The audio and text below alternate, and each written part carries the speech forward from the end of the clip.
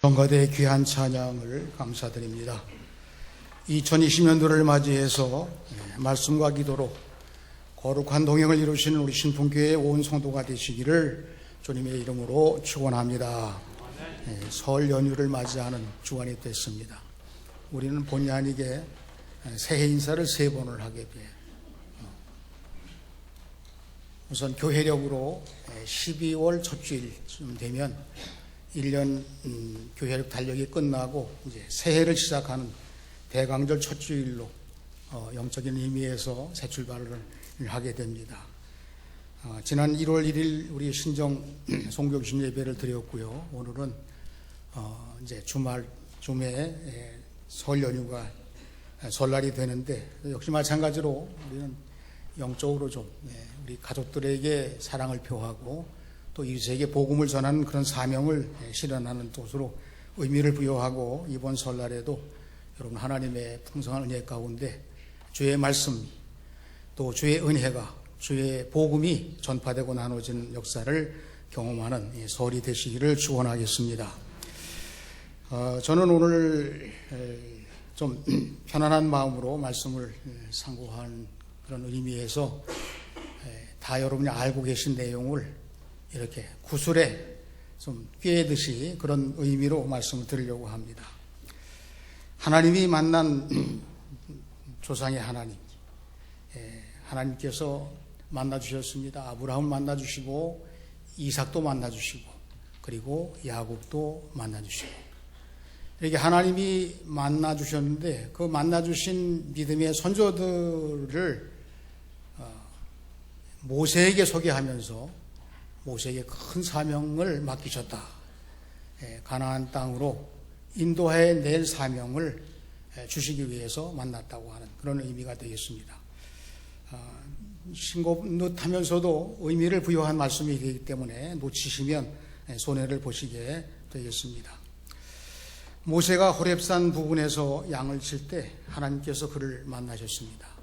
우리는 이제 모세의 입장을 한번 생각해 보는데 그 모세에게 하나님은 아브라함과 이삭과 야곱의 하나님 만난 장면으로 말씀을 해주시는 거죠. 멀리 떨기나무에 불이 붙었으나 나무는 타고 있지 않습니다. 이상히 여기고 가까이 접근했을 때에 하나님의 음성이 들리게 됩니다. 여러분들 잘 아시는 대로 모세야 모세야. 모세가 대답을 하죠. 내가 여기 있나이다. 이리로 가까이 오지 말라. 내가 선 곳은 거룩한 땅이니 내 발에서 신을 벗으라. 이 모세를 만나주시면서 신령한 체험을 하게 하고 또 모세를 통해서 이리로 가까이 오지 말라. 내 신을 벗으라고 하는 이런 영적인 장면이라고 한다면 오늘의 교회도 그 모습을 여기서 찾아볼 수가 있는 거예요.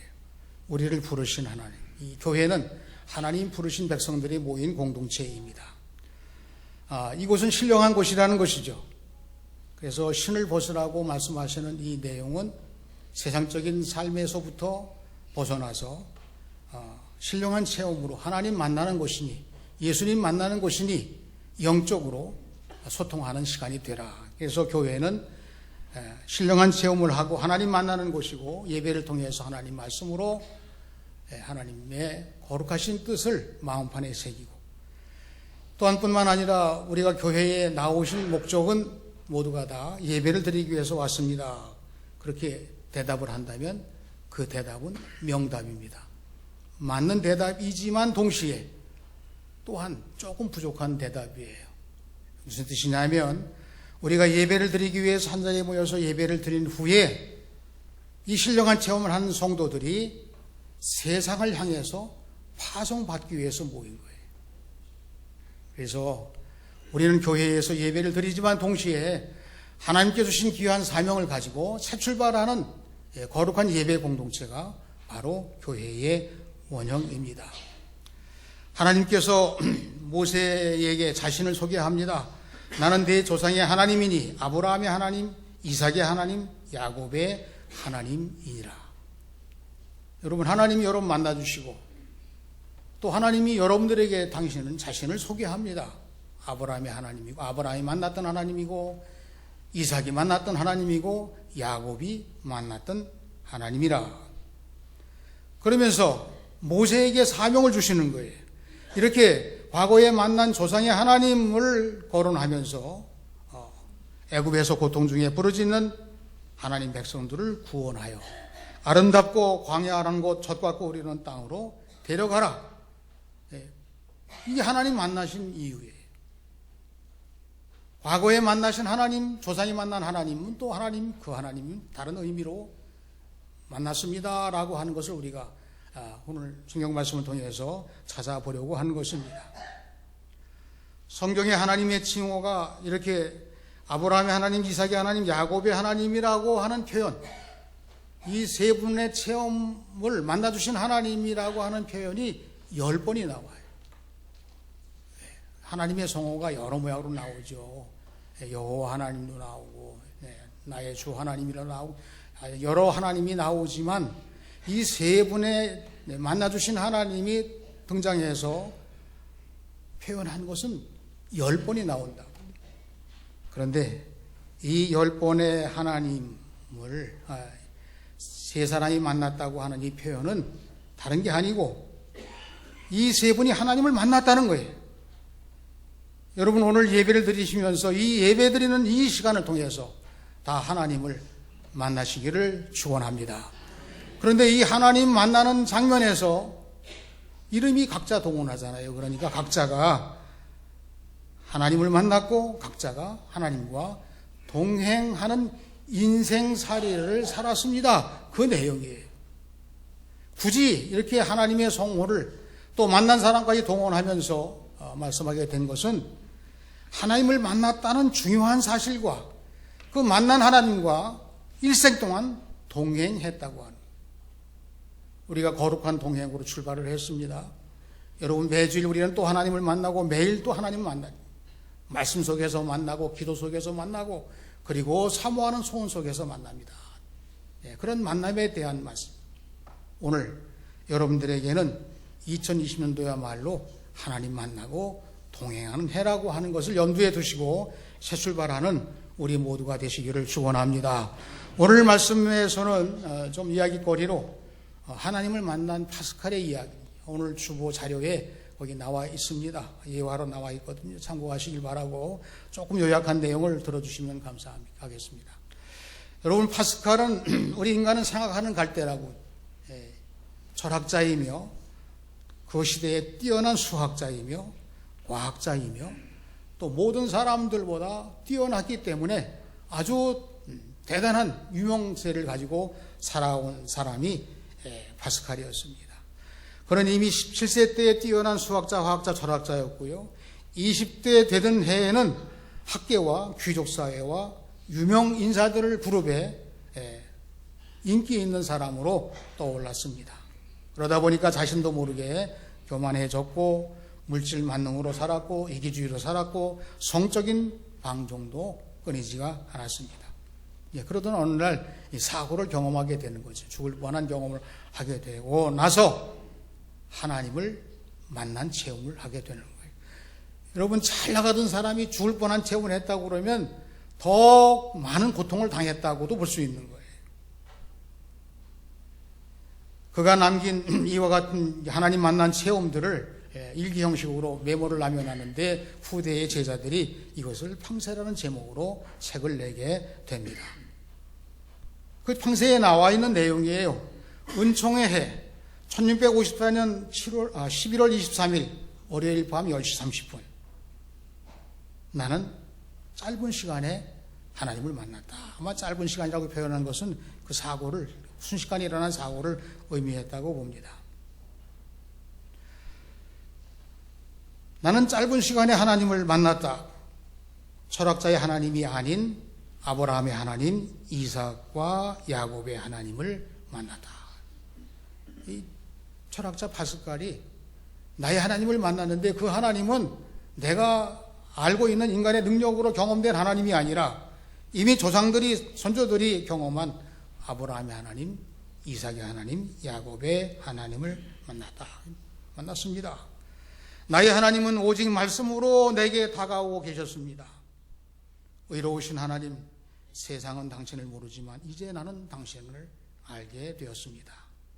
파스칼이 하나님의 은혜를 통해서 눈물바다가 되는 그런 체험을 하게 됩니다. 그러면서 외치는 거예요. 저는 세상의 모든 것을 완전히 포기했습니다. 내 인생의 감독이 되신 그리스도께 완전히 항복하겠습니다. 내가 하나님의 말씀을 영원히 잊지 않겠습니다. 여러분, 하나님이 만나주신 것도 대단한, 그 하나님의 성호를 조상들이 경험한 하나님을 고백하게 한 것도 대단하고, 그리고 그 짧은 순간 하나님께서 나를 사로잡아 주셔서 하나님과 동행할 수 있는 사람으로 변화시켜 주신 놀라운 사건이 이 파스칼이 만난 하나님 체험의 사건이에요. 여러분, 우리가 신앙생활 하면서 때때로는 위기 가운데, 중요한 상황 가운데 순식간에, 때로는 짧은 시간에 하나님을 만나게 함으로 나의 삶을 감동적으로, 감격스럽게, 격동적으로 이끄시는 하나님의 은혜를 체험한 사람도 있습니다. 그렇게도 하나님 만나게 되고요. 때로는 학교 다닐 때부터, 때로는 모태신앙으로 어릴 때부터 성장하다 보게 되면 이렇게 감동적인, 격동적인 그런 하나님 만난 체험을 못하는 경우가 없지 않아 있어요. 그러나 어느 순간에 내가 하나님 중심 안에 들어있다고 하는 것을 체험하는 아주 신중하고도 거룩한 은혜의 체험이 하나님과 만난 체험이고 동행하는 체험을 경험하는 분들도 계실 것입니다. 저는 2020년도를 맞이해서 여러분들이 하나님을 만나기도 하고 하나님과 동행하기도 하고 또 하나님과 동행하는 삶을 보이기도 하고 그리고 주신 사명도 감당하기도 하고, 그래서 하나님을 체험한 삶과 더불어 모세와 같이 사명을 감당하는 2020년 한 해가 되시기를 주님의 이름으로 축원합니다. 첫째로, 아브라함의 하나님이라고 그랬을 때 아브라함이 만난 하나님은 어떤 하나님이신가? 하나님께서 말씀을 통해 아브라함 부르시잖아요. 갈대아 우르에서 떠나라고 하신 말씀. 그런데 이 아브라함을 믿음의 조상이라고 하는 것은 이렇게 하나님이 말씀하셨을 때에 그 말씀을 믿고 순종한 아브라함이라는 거예요.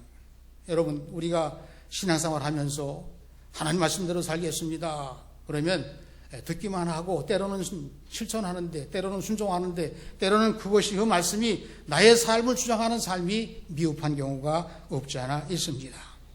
창세기 12장 1절에 여호와께서 아브라함에게 이르시되 너는 너의 고향과 친척과 아비 집을 떠나 인간적으로 의지할, 알고 있는 것조차까지도 다 뒤로 하고 내가 내게 보여줄 땅으로 가라. 내가 내게 보여줄 땅으로 가라. 인간적으로는 사실, 그런데 보여줄 땅으로 가라는 것은 꿈을 꾸지 않으면 할 수가 없습니다. 하나님을 만난 영적인 세계가 아니고서는 보이지 않을 땅으로 가라고 하는 이 행동은 나올 수가 없는 거예요.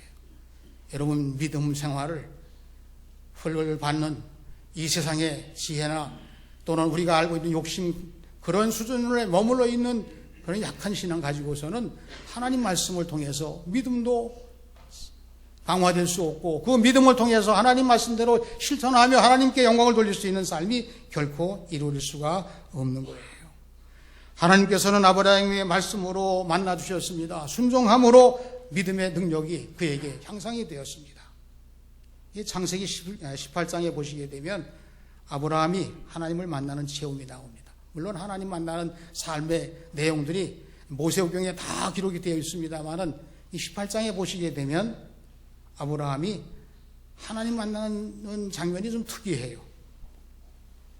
하나님께서 아브라함에게 특별한 그런 영적인 재능을 주셨다고 한다면 이 나그네를 대접하는 일들을 잘했다고 하는 그런 이야기가 전해지고 있습니다. 탈무드에 보시게 되면 하나님의 가족은 고아와 과부와 나그네다. 돌보는 손길이 필요한 사람들이 하나님의 가족이고, 그 돌보다 보게 되면 하나님을 만날 수도 있다고 하는 그런 전설로 내려집니다. 아브라함의 특기 가운데가 뭐냐 하면 나그네를 대접하는 그런 특기가 있었어요. 이 18장에 나오는 이야기입니다. 멀리서 나그네 세 사람이 등장하게 되죠. 이때 아브라함은 달려가서 그 나그네를 초청을 하는 거예요. 사실은 그 전에도 아브라함은 혹시라도 하나님이 어떤 방법으로 말씀하시는지, 혹시라도 하나님이 어떤 방법으로 만나주시든지, 혹시라도 어떤 일로 해서 나를 만나주시는지, 그 하나님이 만나주시려고 하시는 의도에 대해서 마음속에 미리 생각을 많이 가지고 있었어요. 그러니까 멀리서 보이는 나그네가 눈에 띄었을 때, 야, 저 나그네를 통해서 하나님이 나를 만나주실지도 모른다.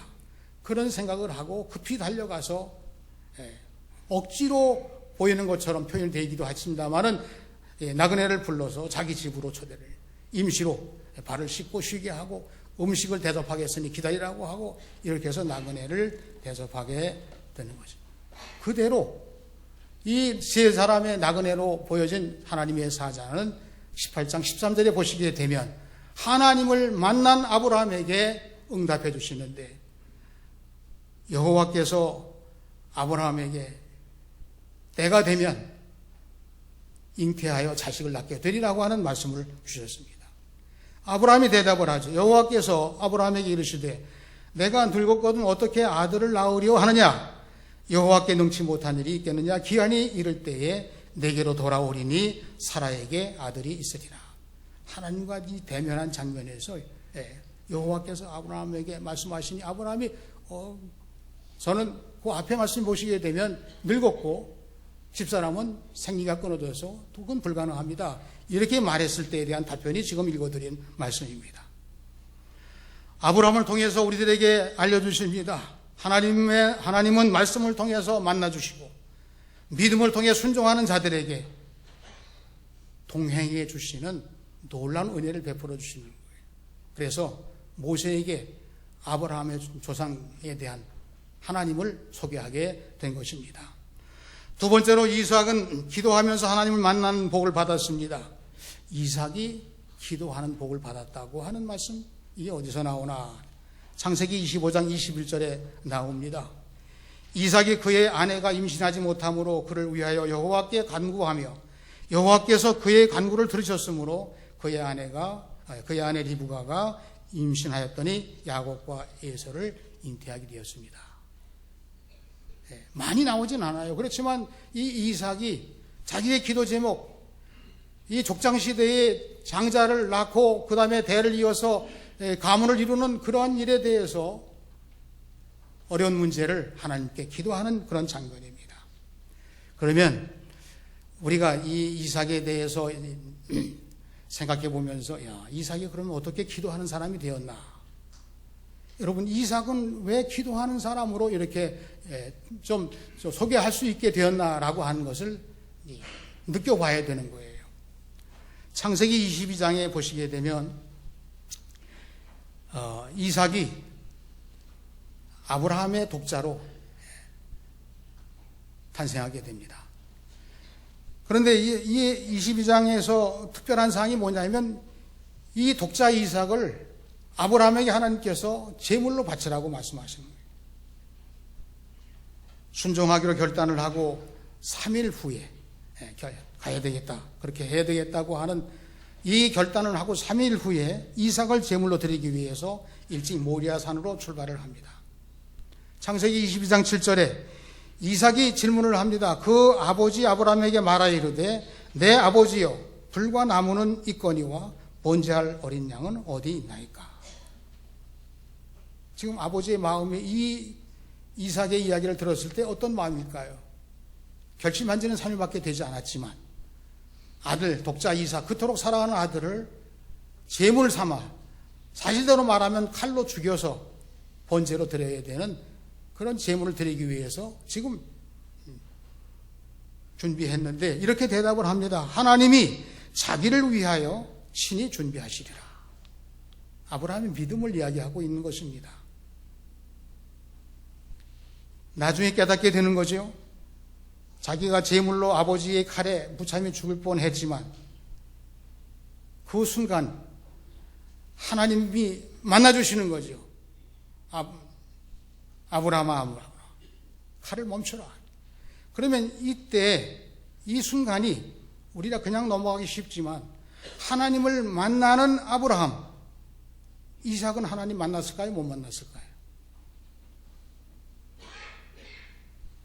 이 장면을 느껴야 된다는 거예요. 아브라함도 하나님을 만나는 장면이지만 동시에 제물이 되어서 죽을 준비를 하고 있는 이삭도 하나님을 만나고 있는 장면. 이제 영적인 상상력을 동원해서 후에 이삭이 하나님의 도움이 절실할 때가 옵니다. 여러 가지 어려움을 많이 당하죠. 밀리는 인생을 살았어요. 그럴 때 이삭이 하나님께 기도합니다. 기도 시작. 이렇게 기도하는 거예요. 하나님, 모리아산에 제물되었던 제가 기도 제목을 가지고 왔습니다. 모리아산에서 아버지를 통해서 제물되어서 죽게 될 수밖에 없었던 그런 상황까지 갔던 이 이삭이 제물됐던 제가 기도 제목을 가지고 왔습니다. 저는 가끔씩 대답을 하지 못하는 경우가 있습니다. 제물을 드리면서, 헌금을 드리면서, 사명 감당하면서 우리가 꼭 드려야 되나요? 보고해야 되나요? 그 생각을 저 스스로가 조금 잠재울 수 있는 그런 마음. 이 이삭이 제물되었던 상황에서 벗어난 이삭. 제물되었던 이삭이 하나님 앞에 왔습니다. 그러면 하나님이 그 기도를 들으실까요? 듣지 않으실까요? 저는 기도를 들어주시는 것 가운데 들어주시는 하나님의 응답이 바로 제물되었던 이삭의 기도라고 생각을 하게 되었습니다. 여러분, 하나님께 제물되었던 이삭은 평생도록 온건하게 살았습니다. 왜 그랬을까요? 하나님이 기도를 다 들어주셨기 때문에 그러합니다. 예수 믿는 사람들이 십자가를 져야 된다고 하면 십자가를 지는 그 어려움 속에서도 하나님은 해결 방법을 다 가지고 계세요. 우리의 소원도 들어주시는 것입니다. 그래서 기도와 헌금은 거룩한 동행을 위한 필수 조건이라고 저는 생각을 하게 된 거예요. 이삭을 바치려고 했던 그런 마음을 가지고 하나님 앞에 봉헌한 거예요. 하나님이 그런 사람들을 들어서 사명자로 쓰신다고 하는 마음을 갖게 돼요. 그래서 이삭이 하나님으로 모세에게 소개한 것은 그와 같은 사명을 원하시는 하나님의 뜻이 담겨 있구나, 그렇게 생각을 하게 되었습니다. 창세기 26장 12절에 보시게 되면 이렇게 제물됐던 이삭이 그 땅에서 농사하여 100배나 얻었고, 그 땅은 그랄 지방의 땅입니다. 임시 거처가 되기 때문에 아마도 땅을 빌려서 농사를 졌을 거예요. 소작농처럼. 그랄 지방 사람들이 자기들이 그래도 그나마 농사 지을 수 있는 지역은 자기를 차지하고 농사를 짓고, 이삭에게 빌려준 땅은 농사 지을 수 없는 땅이었을 거예요. 이삭 역시도 농사를 지어본 적이 없습니다. 그럼에도 불구하고 100배나 얻었고, 여호와께서 복을 주심으로 창대하고 왕성하여 마침내 거부가 되었습니다. 성경에 거부라고 칭호가 되어진 사람이 몇 명 안 됩니다. 가장 어려운 상황 속에서 가장 거부의 모습으로 이 세상적인 모형으로라도 이 드러나게 된 그 뜻은 무엇일까요? 제물되었던 이삭. 그 이삭의 기도. 여러분, 사명 감당하려고 하면, 하나님의 복을 받고 또 하나님의 은혜를 나누는 사람이 되려고 하면 기도와 헌신으로 하나님을 만나시고 형통하는 2020년 한 해가 되시기를 주님의 이름으로 축원합니다. 세 번째로 야곱은 베델에서 하나님의 약속을 사모함으로 위대한 사명을 감당하게 되었습니다. 야곱이 하나님을 만난 장면을 이야기하는 거예요. 창세기 28장에 나오죠. 형 에서를 피해서 외삼촌 라반의 집으로 가는 도중에 베델이라는 곳에서 하나님과 약속의 장면이 나옵니다.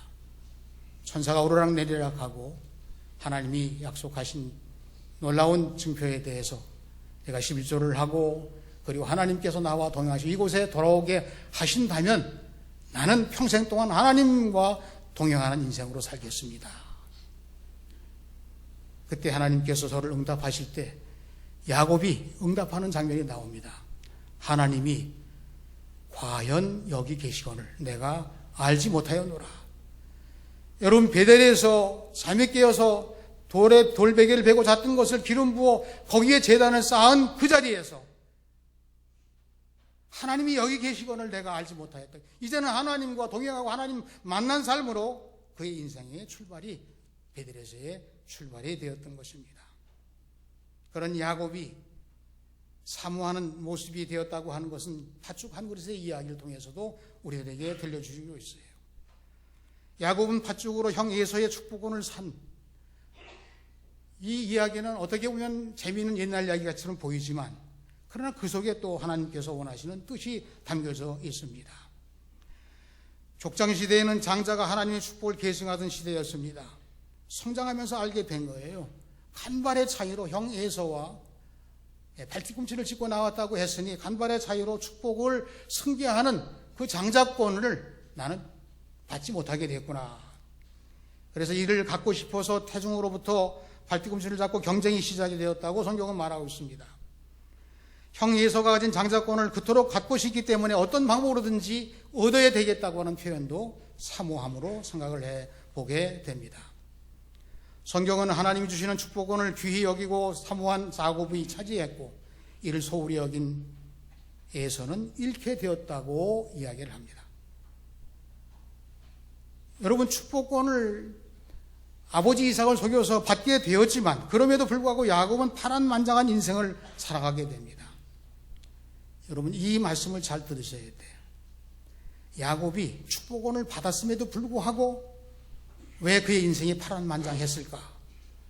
왜 찬송가 가사에도 야곱의 일생에 대해서 어려운 고난의 길을 걸었다고 하는 것을 표현하고 있을까? 그 뜻은 이렇게 생각이 됩니다. 야곱은 고난 속에서 하나님을 만났습니다. 여러분, 하나님 어디서 만날 거예요? 좋은 때만 만날 수 있습니까? 하나님이 만나주시는 그 가장 중요하고도 소중한 장면, 고난 속에서 하나님을 만나고 그 고난 속에서 만난 하나님이 약속하신 그 하나님의 약속을 사모할 수밖에 없는 거예요. 이 고난을 넘어서기 위해서는, 이 고난의 과정에서 이기기 위해서는 하나님의 약속, 하나님이 우리에게 주시는 미래의 비전, 그 약속을 사모하면서 마침내 이루어진 하나님과의 만남과 동행의 인생의 결론은 야복강나루에서 그의 결론이 나와 있습니다. 에서의 문제도 해결되었습니다. 인생의 모든 문제가 해결되었어요. 그러나 그게 끝이 아니죠. 하나님은 자기 힘으로 무엇인가 하려고 하는 그 남은 힘조차 포기하게 하기 위해서 야곱의 허벅지 뼈를 다치게 합니다. 여러분, 달리기 선수가 다리를 다치면 달리지 못하는 거잖아요. 자기가 할 수 있는 최고의 실력은 발휘하는 건 다 수포로 돌아가게 하고 하나님이 하시는 겁니다. 야곱이라는 이름을 이스라엘로 바꾼 것처럼 하나님과 겨루어 이겼다고 하는 표현도 되지만 원래 이스라엘은 하나님의 왕관이라는 뜻이에요. 그러니까 하나님이 12지파를 그의 태에서 나오게 하시고 하나님께서 영광 받으시기까지 그의 인생을 책임지겠다고 하는 거룩한 동행이 이 야곱에게 이루어지게 된 것입니다. 저는 2020년도를 맞이해서 우리 신풍교회가 하나님의 약속을 사모하며 사명을 감당하기 위해서 꿈꾸는 자가 되고 하나님의 뜻을 밝혀나가는 믿음의 가문을 이루는 우리 모두가 되시기를 주님의 이름으로 축원합니다. 이제 말씀을 정리해 봅니다. 아브라함은 말씀을 믿고 순종함으로 하나님과 만나고 동행하는 삶을 살았습니다. 이삭은 기도하고 제물되는 인생으로 헌신하고 복을 받으며 하나님과 동행하는 인생이 되었습니다. 야곱은 사모함으로 하나님의 축복과 은혜를 받고 사명을 감당하는 위대한 이스라엘을 세우는 자가 되었습니다. 우리는 오늘 서두에서 모세를 만나주시면서 왜 하나님은 아브라함과 이삭과 야곱의 하나님으로 당신을 소개했을까? 바로 이와 같은 체험을 가지고 하나님께서 주신 애굽에서의 해방과 가나안 땅의 도착까지 이 귀한 사명을 감당하게 하시려고 하나님 만나주셨습니다. 하나님 동행해 주셨습니다. 이와 같은 믿음의 삶이 2020년도를 시작한 여러분 모두의 삶이 되시고 하나님께 큰 영광을 돌리며 하나님 주신 귀한 사명을 잘 감당하시는 우리 모두가 되시기를 우리 주님의 이름으로 축원합니다. 축원합니다. 기도하겠습니다. 하나님 아버지, 말씀과 기도로 거룩한 동행을 이루고자 소원하고 출발했습니다.